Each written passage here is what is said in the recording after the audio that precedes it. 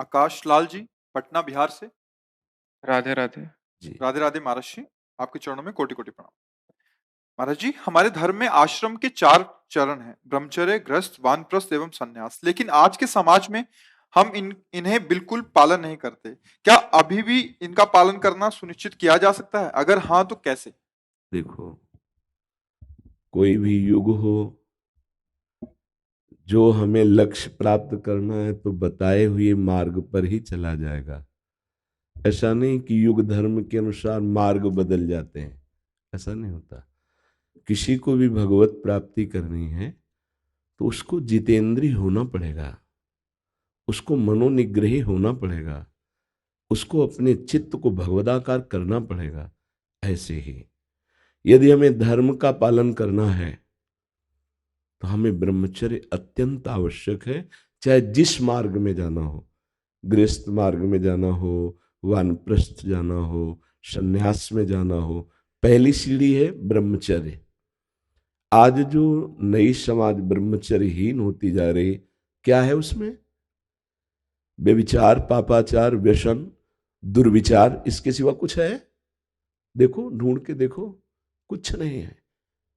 जो नवीन पीढ़ी 13, 14, 15, 18, 20 ऐसे हो रही है और जो व्यभिचार में प्रवृत्त है, गर्लफ्रेंड, बॉयफ्रेंड, हस्त मैथुन और विविध प्रकार के आचरणों द्वारा ब्रह्मचर्य का नाश, उनकी दशा देखो, उनसे बात करके देखो क्या है। विचारों में अहंकार, कुविचार, चेष्टाओं में कुचेष्टाएं, चिंतन में कुचिंतन, कहीं भी कुछ भी शास्त्र सम्मत उनके जीवन में नहीं रह गया, क्योंकि पहले नींव ही बर्बाद हो गई। ब्रह्मचर्यहीन जीवन मरा जीवन होता है, मृत्यु जीवन होता है। अभी छोटी अवस्था है जो बिजली की तरह स्फूर्ति रहती है, नौ किशोर अवस्था में उनका कमर दर्द करता है, उनका माथा दर्द करता है, नेत्रों में दिखाई देना कम हो गया, चक्कर आ रहे हैं, नाना प्रकार की डिप्रेशन की वृत्तियां बढ़ रही। ये क्या है? नौ किशोर अवस्था। और ये नौ किशोर अवस्था में तो सबको ही प्यारा लगता है, कोई भी हो, क्योंकि उसका ब्रह्मचर्य पुष्ट रहता है। तो पहली सीढ़ी बिगड़ गई, ब्रह्मचर्य। अब गृहस्थ। अब गृहस्थ कैसे वो चल पाएगा? जो बहुत बच्चियों से मिल चुका है गंदे आचरण में, या बहुत बच्चों से मिल गया, वो एक पत्नी व्रत एक पतिव्रत निभाएगा? उसकी आदत क्या होगी? उसको तसल्ली मिलेगी? गृहस्थ धर्म स्वीकार करने पर शांति मिलेगी? वो वैसे स्वभाव से, बचपन से जैसा स्वभाव बनाया जाता है वही यौवन अवस्था में प्रकाशित होता है। जो यौवन अवस्था में रहता है वैसा ही बुढ़ापा रंग लाता है। अब देखो, गृहस्थी में वो संतान उत्पन्न करने की क्रिया से भी कमजोर हो रहे हैं। उनमें गृहस्थ का भार रखने की क्षमता नहीं रह गई है। जो नवीन बच्चे हैं, बोले हमारा लव मैरिज हुआ है, 1 साल में तलाक हो गया, ये लव मैरिज है? ये तुम्हारा प्यार है? बोले लव मैरिज हुआ, काट के फेंक दिया। लव मैरिज हुआ, पति को जहर दे दिया, ऐसा कर दिया। ये लव मैरिज है? दुष्टता, बुद्धि की दुष्टता को तो देखो। क्यों? क्योंकि पहली सीढ़ी ठीक नहीं हुई ना, तो दूसरी गृहस्थ आश्रम की आप देखो ना क्या दुर्दशा है। दोनों नौजवान बधू और बेटे बूढ़ी मां को एक निकाल देते हैं पीट कर। क्या है ये? गृहस्थ धर्म है? अतिथि सत्कार की जगह अपने पूज्य भगवान की तरह माता पिता का अपमान कर, ये बुद्धि ठीक है? अच्छा ठीक है, आगे बढ़े। जब ब्रह्मचर्य ठीक नहीं, गृहस्थ ठीक नहीं, तो वानप्रस्थ कौन सा वानप्रस्थ धारण करेगा? है ही नहीं कुछ, तो धारण क्या करेगा? हाँ, अगर आगे निकला और जो संन्यास वैराग्य जिसे कहते हैं, तो केवल नाटक रह जाएगा, संन्यास तो रहेगा नहीं, क्योंकि पीछे की है ही नहीं। जब ब्रह्मचर्य नहीं है, जब गृहस्थ धर्म नहीं है, वानप्रस्थ नहीं है, तो संन्यास क्या कर लेगा? या ब्रह्मचर्य से नैष्ठिक ब्रह्मचर्य संन्यास, या ब्रह्मचर्य से गृहस्थ वानप्रस्थ संन्यास। तो जब नीचे की ही डिग्री नहीं है तो ऊपर की डिग्री कहां से आ जाएगी? तो सब बिगड़ जाएगा। प्रत्येक युग में धर्म की प्राप्ति के लिए धर्माचरण करना ही पड़ेगा। हाँ, कुछ छूटे हो जाते हैं, जैसे कलयुग है। अब आप यज्ञ के द्वारा भगवान की प्राप्ति नहीं कर सकते, क्योंकि सामग्री नहीं। आप ध्यान के द्वारा भगवान की प्राप्ति नहीं कर सकते क्योंकि सामग्री नहीं आपके अंदर कि आप 8 घंटे पद्मासन से दासन में बैठकर शांत भाव, 5 मिनट तो शांत भाव से बैठ नहीं सकते, 8 घंटे ध्यान की तो बात जाने दो। अब पूजा पद्धति सामग्री नहीं है, एक बात है केवल, राधा राधा राधा, मंजीरा उठाया कीर्तन कर रहे हैं, नाम संकीर्तन, नाम जप। शास्त्रों का जो सार है वो भगवान की प्राप्ति के लिए भगवत चिंतन है। अब हम उनके रूप का चिंतन कर पाए इतनी क्षमता नहीं रह गई। यज्ञ आदि के द्वारा, अन्य साधनाओं के द्वारा, ध्यान के द्वारा, पूजा पद्धतियों के द्वारा अब क्या करें? बोले उठते बैठते चलते फिरते राम कृष्ण हरि जो नाम प्रिय हो वो जपो, और जब आपका मन बहुत खिन्न हो तो मंजीरा उठाओ और कीर्तन शुरू कर दो। कलो तद्धरि कीर्तनात्, कृतयुगे ध्यायते विष्णु त्रेतायाम मकई द्वापरे परिचर्यायाम कलो तद्धरि कीर्तनात्। युग धर्म के अनुसार इस धर्म में भगवत प्राप्ति भगवान नाम जप, भगवान नाम कीर्तन निरंतर करने से हो जाएगी। पर होगा कब? अगर ब्रह्मचर्य नहीं है, आहार विहार ठीक नहीं है, संयम से नहीं चलते तो पापवंत कर सहज स्वभाव भजन मोर ते भाव न कहो। पापी पुरुष नाम कीर्तन करेगा, नाम जप करेगा, भगवान की शरण में आएगा नहीं। हाँ, पाप हुआ है, संत समागम से पश्चाताप हुआ, अब उसके लिए रास्ता बन सकता है। तो धर्म का त्याग करने वाला तो किसी भी युग में भगवान की प्राप्ति नहीं कर सकता। त्याग हुआ लेकिन संभल गया, फिर भगवान की तरफ चल पड़ा तो कृपा हो जाएगी, संभाल लेंगे। लेकिन भूला हुआ प्राणी कैसे चल सकता है? अब मान लो आप हमारे पास आए हो, आप मनमानी खान पान करें, अंडा खा रहे हैं, मांस खा रहे हैं, दुनिया का मदिरा पी रहे हैं, बेविचार कर रहे हैं, गंदे आचरण कर रहे हैं, आप 1000 बार आओ, क्या होने वाला है?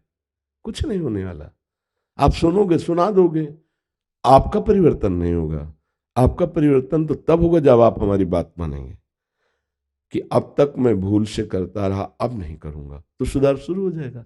आना पड़ेगा ना, धर्म में आना पड़ेगा ना, अच्छा आहार विहार संयम उसमें आना पड़ेगा। ऐसा नहीं कि आप कोई बहुत बड़े हो, ऐसा है। ढोल के भीतर पोल, अधर्माचरण करोगे, पापाचरण करोगे, पुण्य बल से यहां तुम्हारा नाम हो गया, मरने के बाद नरक मिलेगा। क्योंकि यहां आए हो, मानव देह प्राप्त हुई, भजन करके अच्छे कार्य करना चाहिए, दूसरों को सुख देने वाले कार्य करना चाहिए। उबाल उबाल के जीवों को खा रहे हो, ये तुम्हारा अच्छा कर्म है। मदिरा पी रहे हो, बड़े बुजुर्गों का अपमान कर रहे हो, धन को व्यर्थ नष्ट कर रहे हो, व्यभिचार कर रहे हो, मनुष्य जीवन का कर्तव्य भोगना पड़ेगा। तो अगर ये कहा जाए कि आज कलयुग है तो भगवत प्राप्ति के लिए धर्म की आवश्यकता नहीं, तो ऐसा नहीं है। हाँ, चाहे जिस युग में हो, जब फौज में जाना है तो तुमको दौड़, ऊंचाई, कूद वो सब देना पड़ेगा ना। उसमें थोड़ी कि कलयुग है आओ ऐसे भर्ती हो जाओ, ऐसे नहीं है। ऐसे ही भगवत पार्षद पद है। भगवत प्राप्ति करनी तो आपको इन पर विजय प्राप्त करने की, ऐसे ऐसे आपको चलना। हाँ, थोड़ा सुधार, जो कठिन तपस्या है, जैसे अब शत्रुयुक्तता में दाहिने पैर के अंगूठे केवल खड़े होकर दोनों हाथ ऊपर करके 10,000 वर्ष तक मंत्र जपे, तब उनको वो वस्तु प्राप्त हुई। यहाँ तो 100 वर्ष की आयु ही है, यहाँ तो अंगूठे के बल क्या, दोनों पैर के बल कहो कि इतनी देर खड़े रहो तो खड़े होना मुश्किल हो जाएगा। तो युग धर्म के अनुसार उसको सुविधा दी गई साधना की, पर व्यभिचार की तो नहीं दी गई, पापाचरण की तो नहीं दी गई। इसलिए धर्म से ही चलना पड़ेगा। और जो धर्म से चलते हैं वस्तु को प्राप्त करते हैं। मतलब ब्रह्मचर्य रहे, फिर गृहस्थी में गए, फिर वानप्रस्थ और संन्यास, तो भगवान को प्राप्त हो जाते हैं। जो धर्म विहीन है उसका जीवन बेकार, कुछ नहीं। आप देख लो ना, बात करके देख लो, कुछ नहीं, खोखापन मिलेगा। भगवत प्राप्ति करनी है या धर्म से चलना है तो जो शास्त्र मर्यादा उसके अनुसार चलना ही पड़ेगा। अगर नहीं चलोगे तो फिर आपके आचरण गंदे होंगे, आपका विचार गंदा होगा, तो आपकी गति भी तो गंदी ही होगी ना। अच्छा, कलयुग है, आप यहाँ गंदे काम में पकड़े जाओगे तो जेल नहीं जाओगे क्या? जेल तो कलयुग में भी है ना। तो क्या अन्य युगों में नहीं थी क्या दंड विधान नहीं था क्या? राजाओं के यहाँ था, तो आज भी तो है ना दंड विधान। आप कानून के विपरीत चलोगे तो फांसी हो जाएगी, कानून के विपरीत चलोगे आजीवन सजा हो जाएगी, कानून के विपरीत चेष्टा करोगे मार डंडे, तुम्हारे शरीर को पीड़ा पहुंचाई जाएगी। तो है तो ऐसा ही। अगर आप धर्म के अनुकूल चलोगे तो आपकी जय होगी, विजय होगी। समझ रहे हैं आप? कोई संशय इसमें? रवि कुमार जी, मध्य प्रदेश से। राधा वल्लभ श्रीवंश जी। महर्षि राधे राधे, आपके चरणों में कोटि कोटि प्रणाम। महाराज जी, मैंने आपकी एकांतिक वार्तालाप एवं सत्संग में आपके द्वारा की गई चर्चा में सुना है, जिसमें आपने कहा है कि जो साधक बिक जाता है उसका सारा हिसाब उसका मालिक करता है। मैं तो सांसारिक जीवन में हूं, तो क्या सांसारिक व्यक्ति भी बिक सकता है? अगर हाँ तो कैसे? महाराज अम्बरीश जी बिके हुए ही महापुरुष तो थे, तभी तो सुदर्शन चक्र उनकी रक्षा में भगवान लगाए हुए थे। एक महापुरुष दुर्वासा जी जो महान तपस्या के धनी हैं, वलकल की लंगोटी लगाते हैं, दूर्वा रस पीते हैं, पर तप का स्वयं का संचय है। स्वयं का संचय होने के कारण अम्बरीश जी पर बेमतलब नाराज हो जाते हैं और अपने तपोबल से कृत्या प्रकट कर देते हैं। तो अम्बरीश जी करबद्ध प्रणाम मुद्रा में खड़े हैं। कृत्या प्रकट होने पर एक कदम पीछे नहीं हटे, तो भगवान के सुदर्शन चक्र के तेज से कृत्या भस्म हुई और दुर्वासा जी त्रिभुवन में भागे। अपने अंशी भगवान शिव के पास भी गए, ब्रह्मा के पास भी गए और हरि के पास भी गए, पर भगवान ने, एक व्रत है भगवान का, कितना भी बड़ा कोई अपराध किए भगवान की शरण में आ जाए तो भगवान क्षमा कर देते हैं, लेकिन भक्त अपराध बन जाए तो भगवान क्षमा नहीं करते। सुदर्शन चक्र भगवान जी की ही आज्ञा में रहते हैं, पर आज उन्होंने कहा अहम भक्त पराधीनो अश्वतंत्र युदिज, द्विज कह के संबोधन किया तपस्या धनी ब्रह्मर्षि दुर्वासा को, और भक्त कह के संबोधन किया अम्बरीश जी को। अहम भक्त पराधीन हूं, मैं स्वतंत्र नहीं हूं, मैं अपने भक्त के अधीन हूं। तुमने भक्त का अपराध किया है, जाओ उसके चरण पकड़ो, तभी सुदर्शन शांत होंगे, अन्यथा त्रिभुवन में कहीं तुम्हें ये शांति नहीं लेने देंगे। तो आपकी गृहस्थी में 8-10 लोग होंगे, लेकिन अम्बरीश जी चक्रवर्ती सम्राट हैं, भगवान के बिके हुए जन हैं, अपने कर कमल से भगवान की सेवा करते हैं, उनका चरणामृत उच्छिष्टामृत पान करते हैं और अपने को सेवक मानकर सारी की सारी समाज की राज व्यवस्था करते हैं। जैसे पादुका को स्वामी मानकर भरत जी सेवक भाव से 14 वर्ष तक अवधपुरी का शासन कर रहे हैं, लेकिन शासन विभाग पादुका जी हैं, सेवक विभाग अपने को मानकर आज्ञा पालन कर रहे हैं। तो आप गृहस्थी में भी तो ऐसे हो सकते हैं। नाथ सकल संपदा तुम्हारी, मैं सेवक समेत सुत नारी। और जो आज्ञा प्रभु की है, एक पति का क्या कर्तव्य है, एक पुत्र का क्या कर्तव्य है, एक पिता का क्या कर्तव्य है, एक समाज के व्यक्ति का क्या कर्तव्य है, यही तो आपके कर्तव्य है। अगर आप इनका पालन कर रहे हैं, नाम जप कर रहे हैं और ये मानते हैं कि मैं श्री भगवान का यंत्र हूं, भगवान मुझे यंत्रवत चला रहे हैं, तो आप बिके हुए हैं।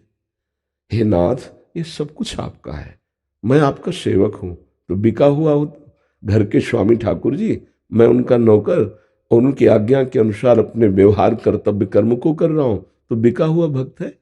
जैसे श्री नरसिंह मेहता जी गृहस्थ हैं, पत्नी है, पुत्र है, पुत्री है, तो सारा भार स्वामी लिए ना, भात भरना है तो आप भरने जाते हैं, बेटे का ब्याह है तो आप जा रहे हैं, सारा कार्य आप कर रहे हैं ना। हम लोग अगर वाणी से कह भी दें कि हे हरि आपके बिके हुए, तो अंतर में नहीं बिके ना, इसीलिए हमें ठोकरें खानी पड़ती हैं। नहीं तो अनंत ब्रह्मांडों का जो सृजन पालन श्रृंगार कर रहा है, अपने आप से अपने आप का सृजन, अपने आप से अपने आप का पालन, अपने आप से अपने आप का लय, भला मुझ सेवक के लिए उसको कोई ज्यादा वजन उठाना पड़ेगा क्या? वो अनंत ब्रह्मांडों का पालन कर रहा है। हम थोड़ा सा अहंकार करके बोझा अपने सर पे रख लेते हैं, इसलिए हम पतित हो जाते हैं। यदि हम अहम प्रभु को समर्पित कर दें, ये शरीर, ये मन, ये वाणी आपकी नहीं है, आपने पाया है, ये छूट जाएगी, ये छूटने वाला है, नहीं छूटने वाला।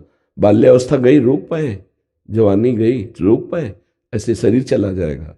तो है ना प्रभु का, तो हम जो प्रभु का है उसे ईमानदारी से प्रभु का मान लेते हैं और उनका जो आज्ञा रूपी कर्तव्य कर्म पूजा है, वो हम पूजा करते हैं, तो बिके हुए सेवक तो है ही।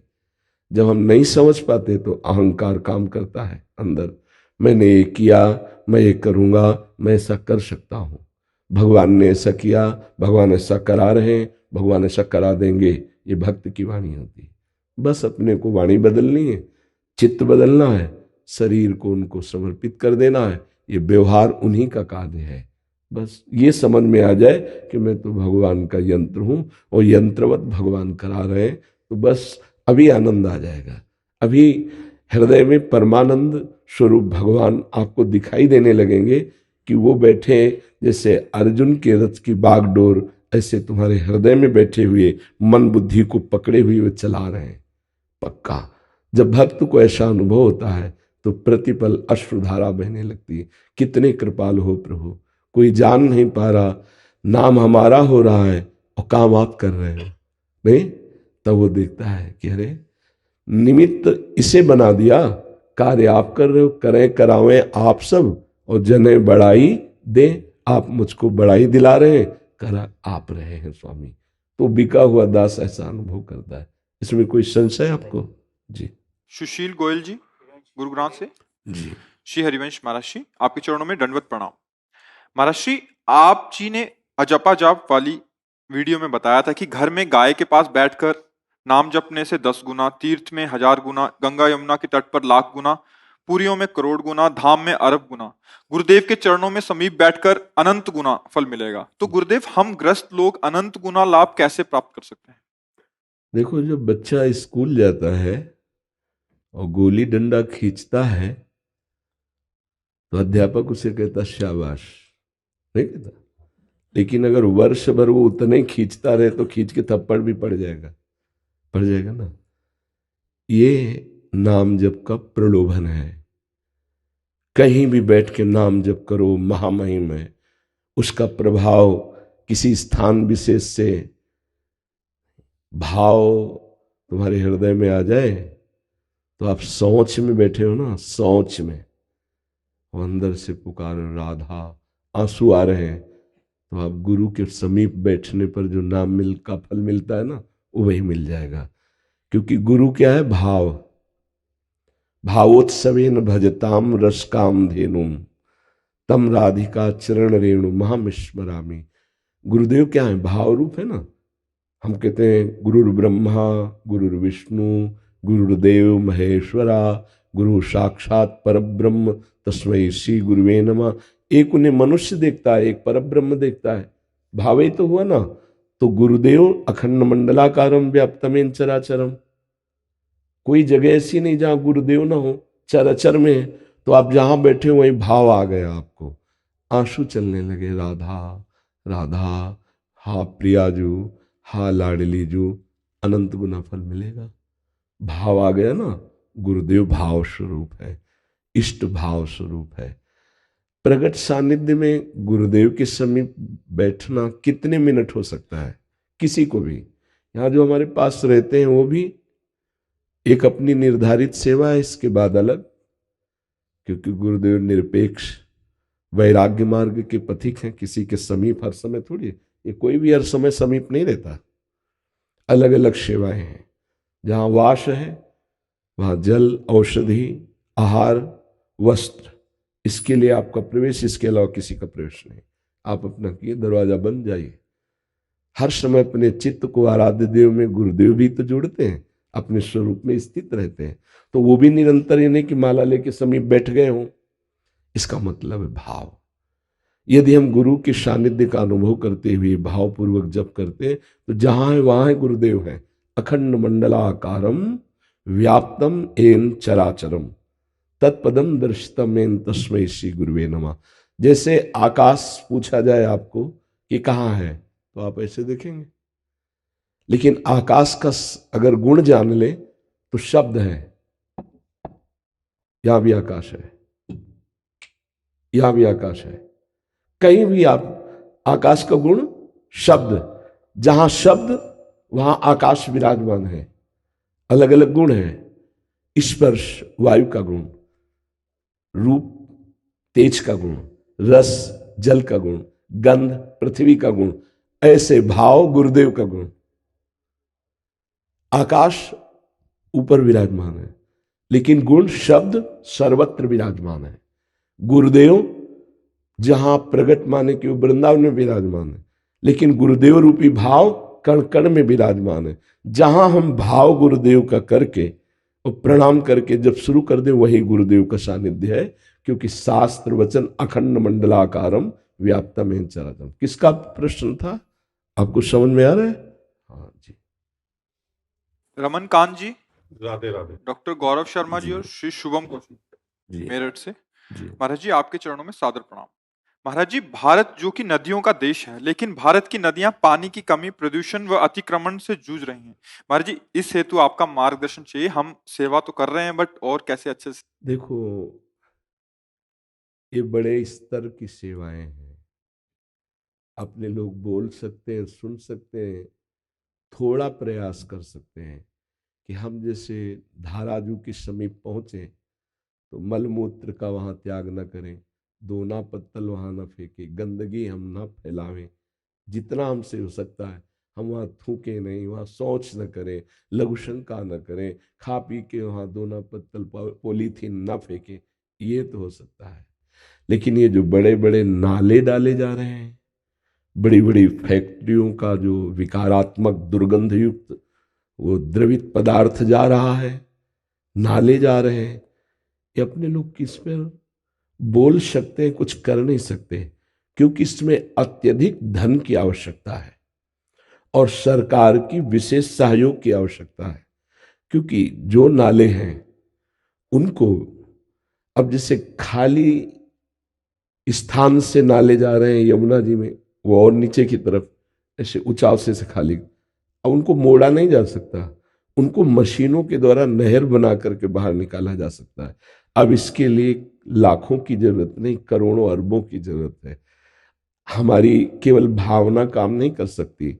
संतों ने कई बार आंदोलन किए हैं इस विषय के, बहुत बार समाजें चली हैं, बहुत बार प्रयास किया गया है, लेकिन असफल रहे हैं। इसमें हमारी भारत सरकार सहयोग करे, हम सबकी भावनाएं और व्यवस्था सरकारी, क्योंकि हमें जमीन चाहिए नहर निकालने के लिए, वो सरकार से होगा। अर्थ चाहिए, वो सरकार से होगा। वहां पास होना, ये सरकार से होगा। हम सबकी भावनाएं लगे और सरकारी सहयोग मिले तो प्रायः सरकार ने व्यवस्थाएं की भी है, जैसे गंगा स्वच्छता का अभियान या यमुना जी का, ऐसा कुछ। लेकिन पूरा होना बहुत, इसमें मनोयोग लगाने की जरूरत। ये तो महामहिम यमुना जी अभी विराजमान होकर हमारे भाव और श्रद्धा को बढ़ा रहे हैं। दुर्गंध युक्त जल, जो निर्मल जल है उसकी सत्ता खत्म हो रही, दुर्गंध युक्त नाले गिर रहे, तो उसमें वही हमें लगता है हमारी भावना और सरकार का सम्यक मनोयोग से सहयोग तो हमारी देश की पवित्र नदियां अवगाहन योग, आचमन योग आगे भी बनी रह सकती हैं। अन्यथा प्रदूषण बहुत बढ़ रहा है। नदी के किनारे ऊंचाइयों पर ही नगर बसे हैं, जिसे आप देखो वृंदावन ऊंचाई। अब जितना भी प्रदूषण है, जितना भी गटर का पानी है, वो सब वहीं जा रहा है। हम भाव से आचमन करते हैं, लेकिन आप देखिएगा ऊंचाई से जितनी भी गटर आदि नालियां हैं वो सब यमुना जी में जा रहे हैं। अब उसके लिए अंजलि दो अंजलि हो तो हम लोग प्रयास करें, उसके लिए बड़ा कार्य चाहिए। जो इस जल को निकाल कर खेतों में भेजा जाए, जिससे वो सिंचाई आदि के काम में आए और यमुना जी को स्वच्छ जल मिले। फैक्ट्रियों का जल जो गिर रहा है उसको कहीं भेजा जाए। ऐसे विचार, मनोयोग, अर्थ, सरकारी इतने सहयोग से तब होगा। अपने लोग केवल बोल लेने से तो होगा नहीं। प्रयासरत है सरकार भी, पर बहुत बड़ा कार्य है। वास्तविक हमारी नदियां परम पवित्र, हमारा देश इन्हीं के अवगाहन से पाप रहित होता चला आ रहा है, जैसे गंगा जी, यमुना जी। पर है दुखद, इसमें बहुत बड़े योगदान की आवश्यकता है, आर्थिकी और सरकार की। क्योंकि सरकार ही ये सब कर सकती है, अपने लोग तो क्या बोल सकते हैं। आप मिलकर के शरीर सेवा कर सकते हैं, लेकिन जमीन निकालना, नहर निकालना, इतनी बड़ी मशीनें लगाना, व्यवस्था करना, ये तो सरकार से ही हो सकता है। तो वो कर भी रहे हैं, तो हम लोग और निवेदन करते रहें, कभी ऐसा संयोग बने और हमारी नदियां पूर्ण रूप से ये प्रदूषण रहित हो जाए। वैसे प्रकृति को भी बहुत हम लोग हानि पहुंचा रहे हैं। जिसको देखो लताओं को काट रहा है। हम जिससे बहुत स्वस्थ रहते हैं, हम वो उनका नाश कर रहे हैं। नदियां पवित्र और प्रकृति अपवित्र। जो प्रकृति में ये गाड़ियां चलती हैं, जो धुएं निकलते हैं बहुत तरह से, ये हमारी लताएं उनको शुद्ध करती हैं, कार्बन डाइऑक्साइड को सोखती हैं और ऑक्सीजन को देती हैं। ये बच्चे जब थे तब पढ़ाया गया था विज्ञान में। आज लताओं को काटा जा रहा है, वृक्षों को काटा जा रहा है। पैसे के लोभ से बड़े बड़े वृक्षों के जंगल काट दिए गए। अगर हम लोग 2-3 लोग ऐसे करें तब वो मोटाई वृक्ष की, ऐसे ऐसे वृक्ष सब काट दिए गए। आज नवीन शोभा के लिए इतने इतने पौधे लगा दिए जाते हैं, बट वृक्ष, पीपल के वृक्ष, ये जो बड़े बड़े हमारी प्रकृति को शुद्ध करते हैं, वर्षा की वृद्धि करते हैं, ऑक्सीजन देते हैं, हमें सुख देते हैं, आज समाज समझ नहीं रही। अब इसके लिए सरकार क्या करे, इसके लिए क्या करे? कई जगह हम गलत हो रहे हैं, जहां हमारे वृक्षों की इतनी बहुतायत थी, जिससे हमें फल मिलते थे, ऑक्सीजन मिलता था, लकड़ी मिलती थी, कोयला मिलता, बहुत चीजें। सूखी सूखी डालें मोटी मोटी जैसे गिरती थी, उनसे कोयला भी होता था, सब वो नष्ट हो रहा है। कभी किसी को नहीं सुना गांव में कि blood pressure low, high blood pressure, sugar, ये दिल, कैंसर, ये तो सुनने को नहीं मिलते थे गांव में। बहुत जुकाम बुखार हो गया, 2-4 दिन काढ़ा पिलाया, ज्यादा हुआ 1 इंजेक्शन लग गया जाके सरकारी अस्पताल में डॉक्टर ऐसे बैठे रहते थे। आज वहां लाइनें लगी हैं। हमारा आहार अशुद्ध हो गया, हमारी प्रकृति दूषित हो गई है। तो हमें तो ये प्रार्थना जन समाज से करनी है कि यदि आपके पास जमीन हो तो एक पेड़ जरूर लगाओ, चाहे पीपल का लगाओ, ऐसा स्वार्थ रहित लगाओ जिसमें आपको फल की आकांक्षा न हो। नीम है, पीपल है, ऐसे बहुत समी वृक्ष हैं, बट वृक्ष हैं, ऐसे वृक्ष हैं जो हमारे बहुत वातावरण को शुद्ध करते हैं और समाज को सुख देने वाले। नीम का पेड़ है, चाहे जितनी गर्मी हो आप उसके नीचे शयन करो, एक अद्भुत सुख मिलता था, प्राकृतिक शीतलता। हाँ, जरा कितने वर्ष का नीम का पेड़ था, हम रास्ते से आते थे, इतना बड़ा वो था, वो वहां से निकली ना, वो सब काट के फेंक दिए। अरे एक वृक्ष लगाओ तो दिमाग खराब हो जाता है उसको तैयार करने के लिए, नहीं तो इतना बड़ा हुआ दीमक चाट गई कोई। पर वो बड़े बड़े वृक्ष जो 100-100, 150-150 वर्ष के हैं, उनको ऐसे खिलवाड़ में काट दिया जाता है। क्या पता कि उसको तैयार करने के लिए कितनी मेहनत करनी पड़ती। आज प्रकृति से हमारे ये वृक्ष हट रहे हैं, तो देखो हालत क्या होती जा रही। सर्दी आने के पहले आप हर जगह देखो इतना धुआं होता है, इतनी कार्बन डाइऑक्साइड होती है कि श्वास लेने में परेशानी आने लगी। यही सब कैंसर, फेफड़ों की खराबी, यही सब होता है। समाज को हमारी प्रकृति शुद्ध रहेगी तो आप स्वस्थ रहेंगे, आपकी बुद्धि आनंद युक्त रहेगी। जी गुरुदेव भगवान, जब आप परिक्रमा मार्ग से आते हैं, हम आपके चरणों में फूल डालते हैं, बाद में वही फूल गलती से हमारे पैर के नीचे भी लग जाते हैं। महाराज जी, इसका कोई अपराध तो नहीं? आप इसमें विचार कीजिएगा कि सबके चरणों में भगवान हरि का वास है। किसी का माथा नहीं छुआ जाता, कभी चरण ही छुए जाते हैं। तो अलग अलग देवताओं का वास है, तो सबके चरणों में हरि का वास है।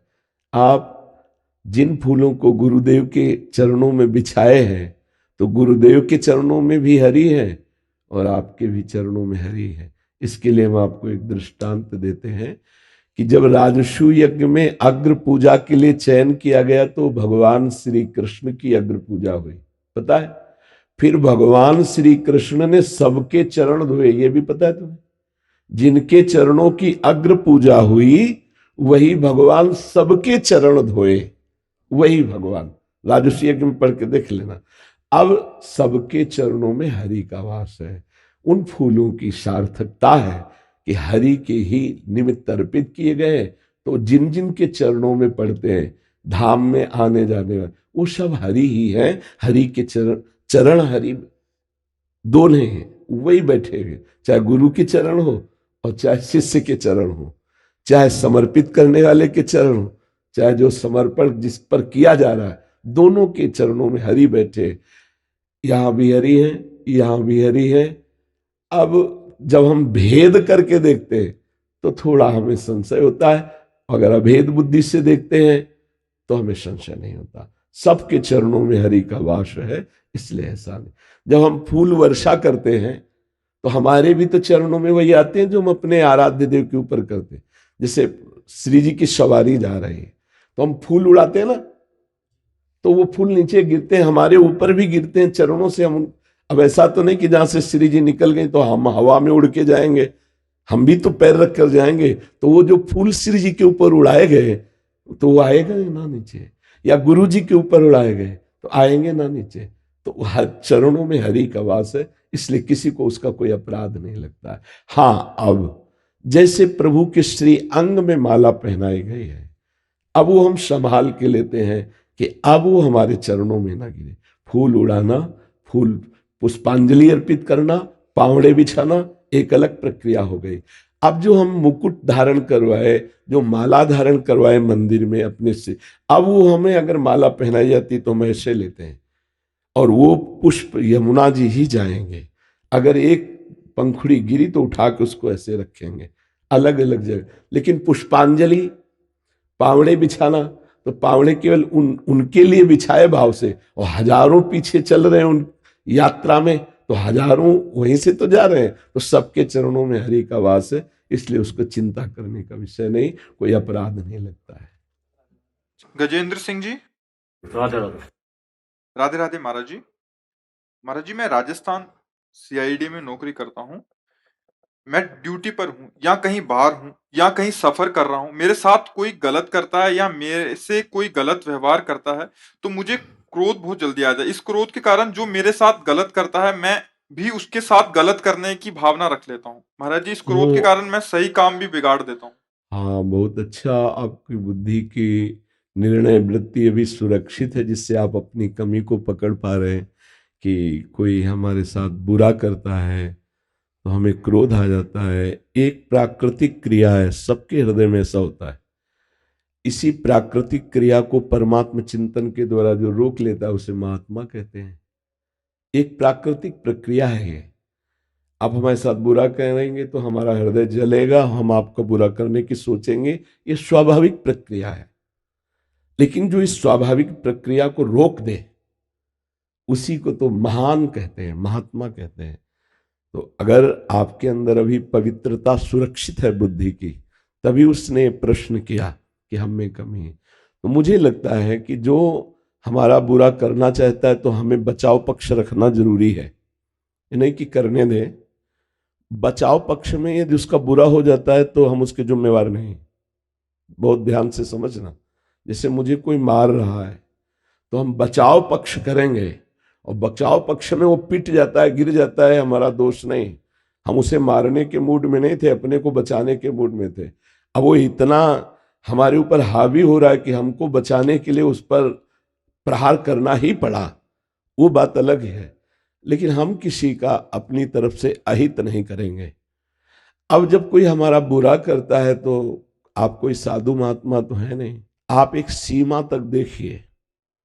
जब तक धर्म, मर्यादा और जीवन, राष्ट्र, इन पर आंच नहीं आती तब तक हम क्षमा के द्वारा तुम्हारी बुराई को सह सकते हैं थोड़ी देर, क्योंकि बुरा करना चाहता है ना। और जब फिर ऐसा नहीं तो हम फिर अपने क्रोध को छूट दे देते हैं। ये पक्का, हम कोई कायर नहीं है कि हम कायरता धारण करके चुपचाप बैठ जाएं। आप अधर्म करते रहें, आप अन्याय करते रहें और आप अन्याय करके सफल हो जाए, ऐसा नहीं होने देंगे, क्योंकि आप अपना डिपार्टमेंट भी बता रहे हैं। हाँ, तो इसलिए एक सीमा तक तो ठीक है। जैसे कोई आपका उपहास कर रहा है, आपको गलत साबित कर रहा है, ठीक है, हम सत्य हैं, हम ज्यादा बुरा नहीं मानते। लेकिन अब आप आगे बढ़ रहे हो, बार बार आप हमारे को विक्षेप दे रहे हो, बार बार आप हमको गलत साबित करोगे, तो अब जहां हम कानून के अंतर्गत आपको फंसा पाएंगे, दंड दे पाएंगे, वह आपको शिक्षा देंगे, दंड के द्वारा शिक्षा देंगे, जिससे तुम्हारी ये समझ में आ जाए कि आप गलत हो और आगे ऐसी गलती किसी से करना मत, नहीं तो बहुत ही आपके लिए हानिकारक हो जाएगा। इतना उपदेश तो उसको चाहिए ही, क्योंकि इस समाज में जीना है तो थोड़ा सा सठे साठ्यम समाचरेत। दुष्ट विनय नहीं मानता, ध्यान रखना, दुष्ट विनय नहीं मानता। सठे साठ्यम समाचरेत सिद्धांत है। दुष्ट से विनय करोगे, यह हाथ चढ़ के बात करेगा, क्योंकि दुष्ट दुष्टता की भाषा समझता है, साधुता की नहीं समझता है। शास्त्र सम्मत बात। भगवान श्री राम 3 दिन व्रत धारण करके समुद्र की प्रार्थना करने की मार्ग दे दीजिए। वो जान रहा है कि सर्व सामर्थ्यशाली भगवान 3 दिन से उपवास कर रहे हैं। विनय न मानत जलधि जड़ गए 3 दिन बीत, बोले राम सकोप तब बिन भय होए न प्रीति। लक्ष्मण बाण सरासरानु शोषो वारिद विशिक्र सानु, सठ सन विनय कुटिल सन प्रीति, सहज कृपन सन सुंदर नीति, ममता रथ सन ज्ञान कहानी, अति लोभी सन विरति बखानी। ये सब व्यर्थ चला जाता। लाव अग्नि बाण अभी संधान करते हैं, इसे अभी सो। क्या जानते हो क्या हुआ? बड़े बड़े रत्नों को थाल में भरकर ब्राह्मण रूप धारण करके आ गया समुद्र। त्राहिमाम 3 दिन से उपवास कर रहे थे, क्यों ले आए? अब अग्नि बाण संधान की बात की तो आ गए कनक थार भरी मन गण नाना, विप्र रूप आयो तजमाना। तो जो दुष्ट स्वभाव होता है वो ऐसे नहीं मानता, ध्यान रखना। तो एक सीमा तक तो हम भी उपदेश करते हैं कि सहन करना चाहिए, पर धर्म राष्ट्र के लिए या अपने जीवन की हानि कोई कर दे हम सहते रहे, इतना भी ठीक नहीं है। विनय की कि इंद्रप्रस्थ युधिष्ठिर को दे दो, हस्तिनापुर तुम ले लो, बोले नहीं देंगे। बोले 5 गांव दे दो, बोले नहीं देंगे। तो उपदेश भगवान ने करे काट इनको, मार इनको। इतना ध्यान रखना। क्रोध कहीं कहीं नुकसानदायक है। छोटी छोटी बातों में हमको अपना हल्कापन नहीं प्रस्तुत करना है, पर कहीं कहीं क्रोध धारण करना ही धर्म है।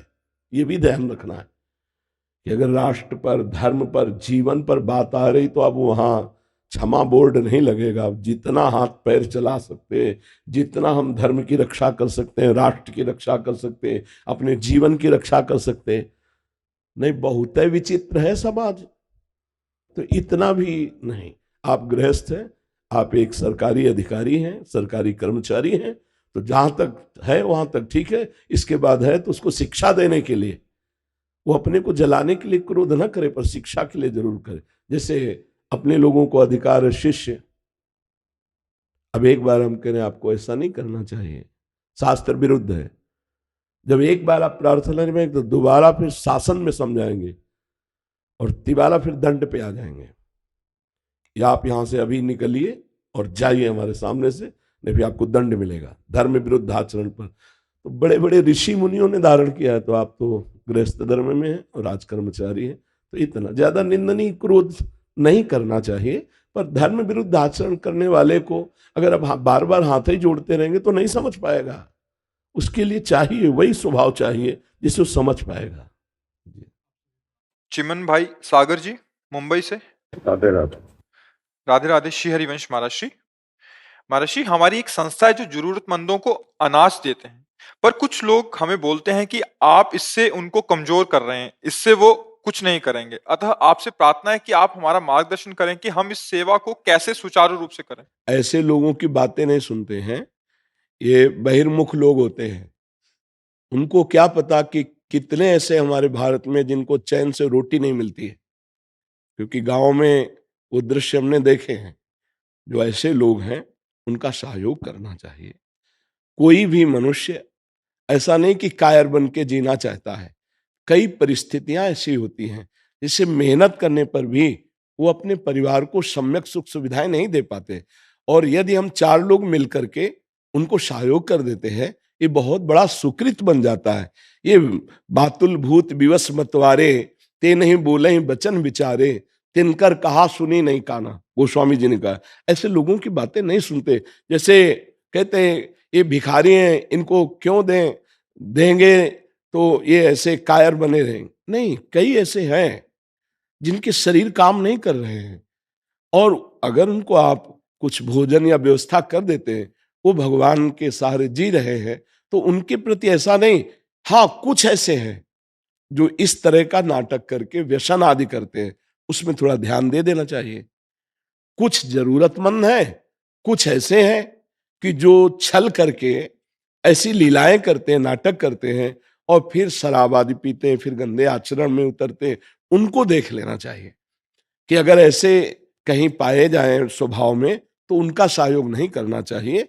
नहीं तो जो दैन्यतापूर्वक अपना व्यवहार ठीक से करते हैं और उनका हम सहयोग कर देते हैं, वो सुखपूर्वक खाते पीते हैं, तो ये हमारा धर्म बन जाएगा, ये हमारी सेवा बन जाएगी। पर कुछ होते हैं ऐसे, ये तो निश्चित है।